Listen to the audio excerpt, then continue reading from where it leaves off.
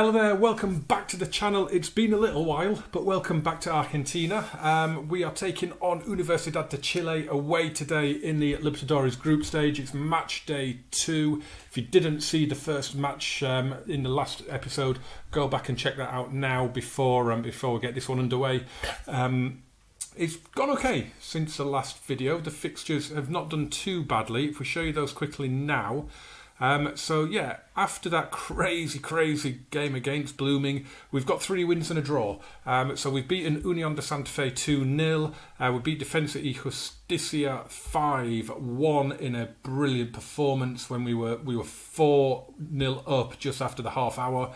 Independiente away, a really good performance again. Scrapped a 1-0 victory, and then a 2-2 draw away at Godoy Cruz. Golderson is on form at the minute, so is Estevao. It's absolutely brilliant. Estevao, we're turning down offers from Flamengo at the moment. He has no interest in going back to Brazil.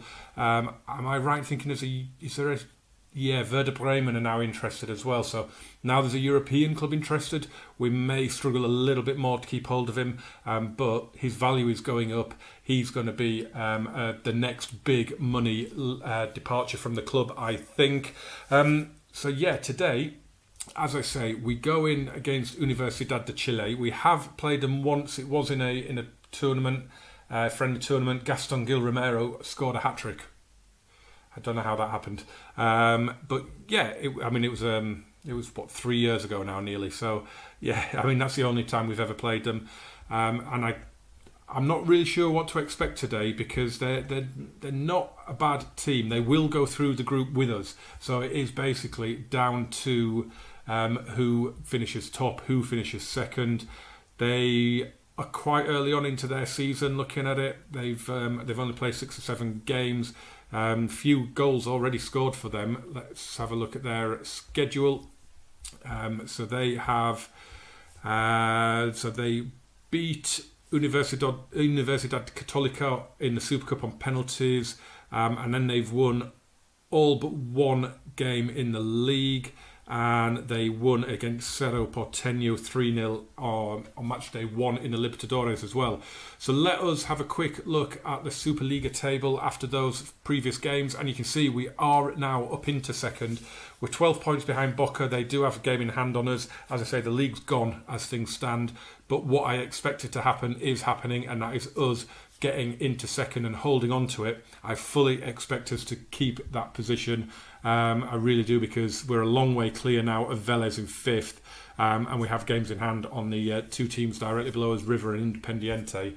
So I'll be very, very surprised if we don't hold on to second. So for the moment, it's all about the Libertadores. It's the reason that we're doing this save is to try and win this trophy. Can we do it? Can we win any trophy? I just want to win a trophy. It's not too much to ask. So we both come into it in decent form as well. This is the team we're going with. Now, there's been a few changes made to this tactic.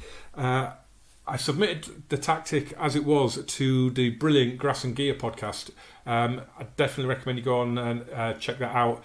It's FM Grasshopper and Daniel Gear that do it. It's brilliant. And they did a tactic special a couple of episodes ago. Definitely go and check it out. And they savaged my tactic, really. Basically was saying that I had too many player instructions. They were contradicting each other, which I thought as well. I'll be honest, I did think they were. But I never really wanted to change it because it was working quite well. But we've got rid of a few of the team instructions now, particularly the in possession ones. So we'll see how it goes today. We've also changed this position here to a central midfielder on defend. I'm still going to play around with that one a little bit, I think. We'll see how it goes today. But yeah, we've made some drastic streamlining changes to the instructions. Let's see if it works today.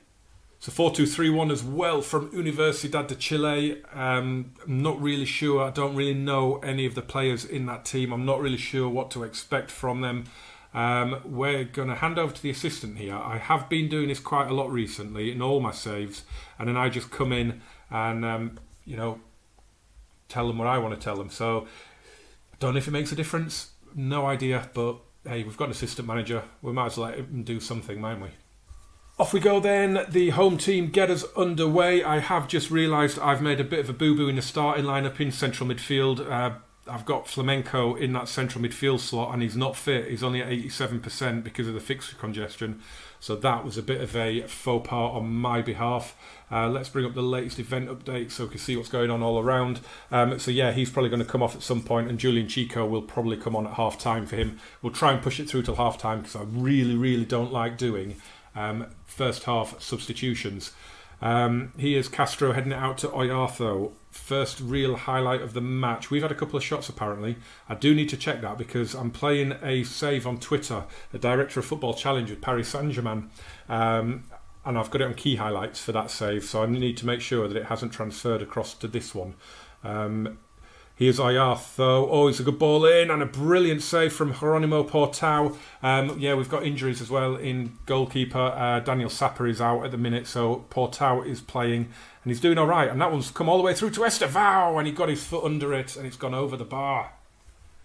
Pellegrini to take this corner. It's headed away to the edge of the box. Comes from McAllister. Now Flamenco. He tried to get the shot away. It was a bit of an air kick. And there's a counter on for Universidad de Chile. They're overloaded on the left. It's Oyartho who's involved early on a lot today. Cleared away. And it's ended up being a good ball, hasn't it, for McAllister? So follow me on Twitter at GamerJamesFM if you don't already, to follow that Paris Saint-Germain Director of Football Challenge. It's basically I'm trying to get some Steam achievements for winning trophies, winning leagues, winning cups, winning continental trophies. We're into April now, so I want to try and win some trophies. Interestingly, we've just signed Mathis Pellegrini as well, which brilliant. I was really happy when that came up. He's gone in.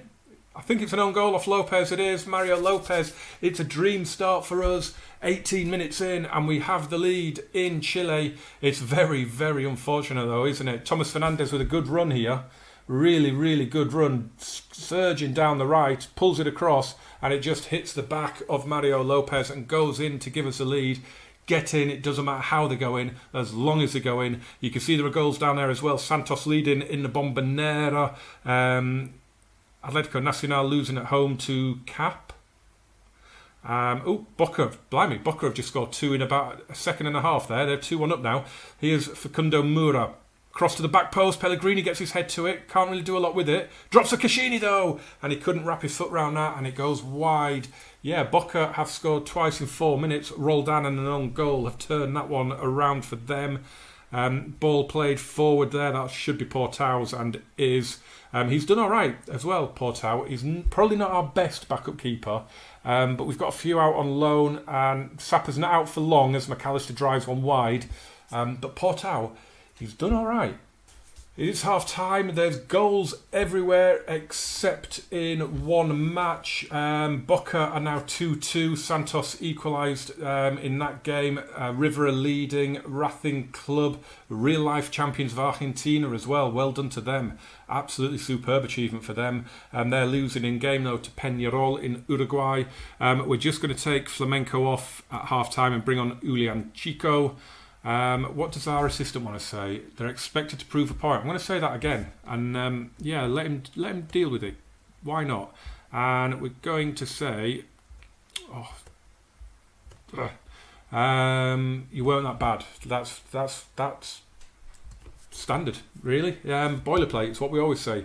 So we get the second half underway. Universidad de Chile not really been in the match at all. They had that one shot, didn't they, with a brilliant save from Portao. Other than that, we've not seen anything of them. Castellon goes long with his goal kick. Campi has the header though. Chico down to Caccini. Caccini goes out wide to Pellegrini. Pellegrini now looks to get Estevao in. Oh, he had a bit of space all of a sudden and Pellegrini drives a loose ball into the side netting. Long ball forward for Morales to chase. Campi marshals it well though, and here's Facundo Moura. Not a lot happened in this half at all so far. Thomas Fernandes though. Lovely ball in, looking for Estevao. Gets his foot around it. Narrow angle, well held by Castellon, but that was a bit better, bit more direct. Leonardo Fernandez has come on now for Alexis McAllister. I'm just looking to see who the final substitution is going to be. As Fernandez puts that in, and Campi was right under that. That was a chance for us to go 2-0 up and probably seal the points. Leonardo Fernandez whips in this free kick. It's headed away. And, we've got VAR. And the penalty has been given. That was a bit crazy. Blooming are 3-1 down now at home against Cerro Porteño as Gaston Campi steps up and slots home the penalty. I didn't really pay attention to who was taking that. It was all a bit of a blur. There was a VAR review, but the referee didn't go and look at it. It was just told in his ear. But what a penalty from Campi. Absolutely brilliant. It's 2-0. The points are safe. Blooming, wow. It is all going on down there. Boca are now 4-2 down. Santos have scored a couple of quick goals at the Bombonera. Blooming had equalised at 1-1 against Cerro Porteño, but then Cerro Porteño have now scored a couple of quick goals and they're 3-1 up. It is all going on. I think Blooming had a man sent off just after they equalised, actually, so that probably hasn't helped their cause, has it? Here is Gaston Campi now, and Brian Coufre down to Leonardo Fernandez. Franco Orozco, who was our third and final change, and he shoots straight at the keeper. He was just left to go there, wasn't he? We brought Orozco on for Pellegrini. Racing Club have equalised in Uruguay against Peñarol. Facundo Mura takes a throw. It's all kicking off. It really is, isn't it? There's goals flying in everywhere. This is why I love the continental competitions. Julian Chico, Fernandez, Caccini to Estevao. He's got Orozco with him. It's on his favoured foot. Oh, he went right-footed. He went right-footed again. Bizarre. Is he right-footed left winger? I don't think so. He's not an inside forward. Estevao's got an injury, but he's going to have to stay on for injury time. We've only got seconds to go. It doesn't really matter. Here's Chico with the header to Mura. Caccini. So this looks as though now, as Blooming get another goal back, Orozco's in, played across. Oh, he's gone for goal. Oh, my God. 3 efforts he had there. 3. That was incredible. What a passage of play. Franco Orozco with 3 bites of the cherry. A brilliant double save. And then the third one fired over. But we're still going here as Chico spreads it out again to Orozco. And we get the corner. Are we going to see it? We're a minute past the allotted 4 minutes. Or the minimum 4 minutes. Fernandez takes it short, and that is a thundering challenge. And the referee blows the final whistle, and I am out of breath. What a bizarre end to the game. Goals just flying in everywhere. A brilliant win in the end. An own goal and a penalty. Okay, not the most clear-cut ways to score, but look at those stats. We were absolutely dominant. Brilliant performance. Maybe those tactical changes from Grass and Gear helped. So thank you, boys, if you're watching this. I know you have been following the series. Where we're just going to say I'm very happy with the result and the way you played, because that was thoroughly professional, and that has really put us in the driving seat now in this group. Well, I've caught my breath a little bit now, so we can just have a little recap of what went on. So Blooming lost 3-2 at home to Cerro Porteño in our group. Atletico Paranaense, that's the CAP team. They won 2-0 against Atletico Nacional. Boca ended up losing 4-3 at home to Santos, which is a huge result for Santos. I assume that puts them in the driving seat there. I would have thought those two were the favourites to go through. We had a late winner for Peñarol against Racing Club. River scored 3-0 win over Fluminense, which is absolutely brilliant for them as well. So let us have a look at all the groups as it stands. I think we've all played 2 games now. We have. So we've got Group A looking really well. They're all looking tight. Group A and Group B are looking really tight. We are 3 points clear now in our group. Group D, Boca only 1 point out of their 2 games so far. They'll be worried about that. They need to arrest that little poor start. Defensa y Justicia, bizarre season for them. I think, if I'm not mistaken, they are still bottom of the Superliga, but they won the Copa Sudamericana and they're doing okay as well after 2 games, 4 points in the Libertadores. Just really surreal season for them. Racing Club, that defeat to Peñarol has left them in a little bit of trouble. They're 0-2, and then River are level with Internacional in Group H. So our next video is going to be, it's got to be the Cerro Porteño game, because as I say, these 5 games now in the league, all at home incidentally, don't mean anything for us at the moment. Look, Defensa y Justicia, bottom. 9 points adrift as well, and yet, as I say, they won the Sudamericana and they're going great guns in the Libertadores. It's just no idea. We've got 5 home games in a row, so we could really, if we can get, I would say, I didn't really pay much attention to who we're playing. Let's go back and have a look. Who are we playing? So we've got San Lorenzo, who are 11th. Newell's, who are 18th, 14th place Atletico Tucumán, 10th place Banfield, and 5th place Vélez. So the first 4 of those are very, very winnable. And then even at home to Vélez, I would be fairly confident. Dare I say, we should be getting at least 10 points out of those 15, if not nearer 15. But yeah, come back and join me, guys, for the Cerro Porteño game. It should be a good one. It should all but seal our progression. But yeah, thank you very much for watching this one, guys. I will see you very soon for that. Remember to subscribe and like and get in the comments and the description and all that stuff. And I will see you very soon. Adios, amigos.